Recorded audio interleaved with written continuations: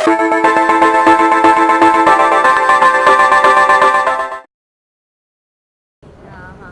untuk soalan yang pertama itu, kita sejauh mana kita melihat pemilihan agung UMNO kali ini momentum dia dalam PR14? Pertama sekali sudah tentu bila kita sebut tentang pilihan raya ke-14, sikit sebanyak akan dikaitkan dengan siapakah yang akan mengendalikan parti UMNO ini dan Barisan Nasional menjelang pilihan raya ke-14. Dan berkait dengan itu sudah tentu pemilihan yang dibuat dalam pemilihan UMNO pada kali ini sikit sebanyak akan memainkan peranan dan memberikan kesan. Dan saya yakin percaya bahawa mereka yang dipilih pada kali ini di dalam pemilihan UMNO untuk pimpinan tertinggi parti dan juga pimpinan di peringkat bahagian adalah tonggak utama untuk diberikan amanah dan tanggungjawab bagi memainkan peranan bagi memacu parti supaya UMNO dan Barisan Nasional ini menjadi lebih mantap, kuat dan juga bersedia menghadapi pilihan raya ke-14. Jadi di peringkat Majlis Tertinggi sudah tentu mereka yang dipilih ini ada tanggungjawab baru yang perlu kita laksanakan. Kita perlu merekayasa satu kaedah pendekatan dan juga mengambil kira kelemahan-kelemahan yang lepas dan kekalahan kita dalam pilihan raya ke-13 untuk kita buat penambahbaikan dengan penggabungan tenaga baru, lama, mereka yang profesional, berpengalaman dalam dan luar kabinet. Saya yakin dan percaya proses ini akan berlaku. Dan sikit sebanyak pemilihan kali ini adalah di kalangan mereka yang dipilih nanti, kalau dipilih rata-ratanya oleh perwakilan, akan bersemangat kerana ini adalah orang-orang baru. Dan kita tidak dapat lari daripada tanggungjawab kita untuk mencipta satu formula bagi kita pengguna pakai dalam menghadapi pilihan raya ke-14.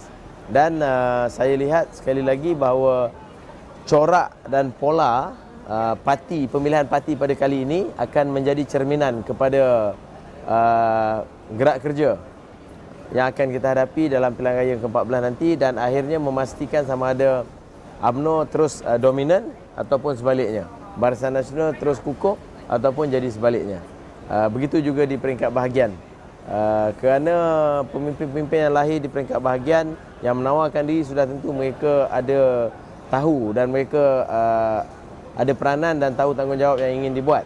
Untuk itu pemimpin yang dipilih nanti di peringkat bahagian tidak dapat lari daripada gerak kerja utama, iaitu memperkasakan parti untuk menghadapi pilihan raya ke-14. Di samping itu kita boleh meremajakan parti kalau kita memilih pemimpin-pemimpin yang baru, yang seperti saya menawarkan diri sudah tentu saya mempunyai banyak visi dan misi untuk saya terap dan berikan kepada Majlis Tertinggi bila tiba masanya, bahawa kita kena gemblengkan segala idea dan juga maklumat dan gerak kerja yang tersusun lagi terancang. Jadi sejauh mana UMNO bahagian mampu menyayangi barisan pembangkang yang dilihat meletakkan golongan profesional sekarang? Saya fikir di peringkat bahagian biasanya memang cara dan kaedah yang digunakan oleh parti lawan, parti pembangkang, biasanya mereka ini pick up saja atau mengambil saja kumpulan atau orang-orang yang profesional yang bergelar doktor, engineer dan sebagainya yang bukan daripada orang politik. Tapi ada satu masalah di sini daripada segi serve, berkhidmat kepada rakyat. Kadang kumpulan ini bukanlah orang politik tapi mereka bidang tugasnya dalam bidang profesional. Jadi bila dia ingin serve pada rakyat, kita dapat banyak feedback, komplain dan juga maklum balas yang agak negatif ataupun yang tidak begitu memberansangkan. Kerana wakil-wakil rakyat yang dipilih daripada profesional dan tidak berjiwa politik ini, dia tidak boleh mendekati rakyat kerana nilai-nilai sosial dia itu berbeza. Kerana dia punya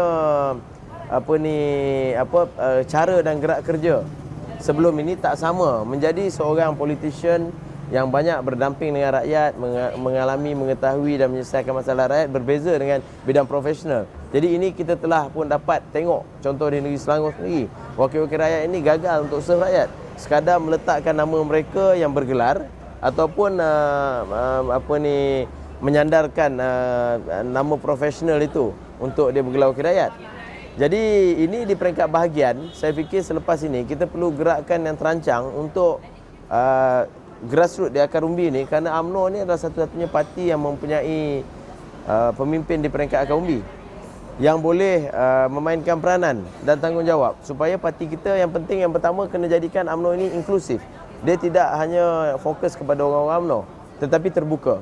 Yang kedua, kita bersifat keterbukaan dalam kita menerima pandangan, melaksanakan program dan juga menjalankan apa-apa aktiviti kemasyarakatan.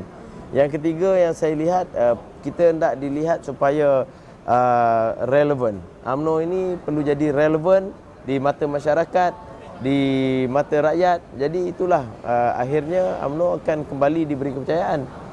Dan dalam hal ini pimpinan di peringkat bahagian, setiap daripada bahagian itu isunya berbeza, masalahnya berbeza dan juga pendekatan cara mungkin perlu berbeza. Dan pemimpin di peringkat bahagian perlu mengenal pasti, kena ada satu gerak kerja, mengenal pasti, menganalisa, merancang dan seterusnya membuat pelaksanaan baru. Kalau kita tengok dalam pilihan raya lepas, parti-parti PKR, PAS dan DAP ni dia tidak ada cawangan-cawangan pun di setiap parlimen tu. Kadang-kadang ada beberapa cawangan, tetapi mereka menjalankan kempen secara rumah ke rumah menggunakan pelbagai kaedah, media baru, media sosial dan termasuk juga menggunakan unsur yang tak sihat, memfitnah, mentohmah dan sebagainya. Jadi bila ini berlaku, rakyat hampir terpedaya dan juga yakin bahawa mereka ini benar. Dan juga ada juga yang isu dimainkan di peringkat nasional dalam memburuk-burukkan kerajaan, pimpinan sejada, kementerian dan lain-lain. Jadi perkara-perkara inilah yang diguna pakai oleh pemimpin pembangkang sebelum ini. Jadi tanggungjawab utama ahli UMNO, pemimpin UMNO yang dipilih di peringkat bahagian, sama ada pimpinan bahagian ataupun pemuda wanita puteri, perlu melihat dan fokuskan bagi penyelesaian isu. Fokus kepada satu gerak kerja untuk terus mendekati rakyat konsisten, bukan hanya bermusim waktu pilihan raya. Kita mahu rakyat ini tahu bahawa UMNO itu dekat di hati rakyat. Kita mahu rakyat faham dan sedar bahawa UMNO ini adalah satu-satunya parti yang akan membela mereka. Dan juga UMNO ini adalah parti yang boleh diharapkan dan masih relevan untuk tahun-tahun ke depan. Jadi itulah yang saya nyatakan sebagai satu transformasi dalam politik dan juga pemimpin yang dipilih ini boleh meremajakan UMNO walaupun UMNO ini telah berusia, tapi dengan suntikan leadership kepimpinan baru, pemimpin baru dan juga proses pemilihan yang dibuat kali ini boleh menjadikan kita lebih mantap dan kuat untuk bersaing dalam pilihan raya ke-14. Maksudnya dengan meletakkan golongan profesional dalam barisan pembangkang adalah itu merupakan satu strategi untuk menarik ataupun menambat hati masyarakat. Nah, sebelum itu memang begitu, dilihat kumpulan profesional dilihat sebagai satu kumpulan yang diberikan harapan untuk diletak sebagai calon wakil rakyat oleh parti-parti Pakatan Rakyat, yang kelompok Pakatan Rakyat lah, PAS, DAP dan PKR. Tapi sudah ada suara-suara yang menyatakan kumpulan profesional ini lebih baik mereka berkhidmat dalam bidang profesional daripada mereka menjadi wakil rakyat. Jadi ini adalah sebelumnya seolah-olah dilihat sebagai umpan, dilihat sebagai formula baru oleh Pakatan Rakyat. Tapi ternyata setelah satu penggal ini banyak rungutan, suara-suara yang menyatakan lebih baiklah dia jadi doktor daripada dia jadi wakil rakyat. Kerana merawat dan juga mendekati rakyat ini berbeza. Isunya tak sama. Lebih baiklah dia menjadi accountant dan menguruskan soal kewangan daripada menjadi wakil rakyat. Kerana nak menjadi wakil rakyat ini perlu orang yang benar-benar ada ciri-ciri sebagai sosial, ciri-ciri politik yang tidak ada pada semua orang. Jadi ini yang kena perjelaskan pada rakyat dan nampaknya strategi ini boleh dipakai dulu. Selepas ini saya fikir kena ada kombinasi. Kalau dalam parti UMNO pun kita ingin meletak mereka yang profesional, kena ada orang profesional yang mempunyai ciri-ciri dan nilai-nilai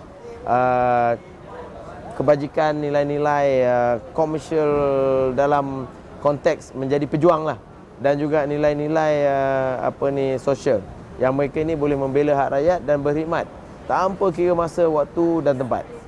Isunya sekarang kumpulan profesional ini mereka telah terikat dan terbiasa menjadi seorang yang profesional dalam bidang mereka dan memberikan khidmat profesional dalam ruang yang hanya dia mampu. Tapi menjadi wakil rakyat ni dia kena overall. Dia tidak boleh sebagai seorang profesional hanya pada masa-masa dan waktu tertentu saja, dalam segmen-segmen tertentu saja. Jadi wakil rakyat ni dia kena mencakupi semua ruang litup. Dan kena serve rakyat itu daripada bangun pagi sampai dia tidur balik. Jadi itulah keadaannya yang hari ini telah diperkatakan oleh orang dalam membandingkan yang diperkatakan oleh rakyat. Jadi bila kita tengok bagaimana kita melihat golongan muda memainkan peranan dalam pemilihan UMNO tadi?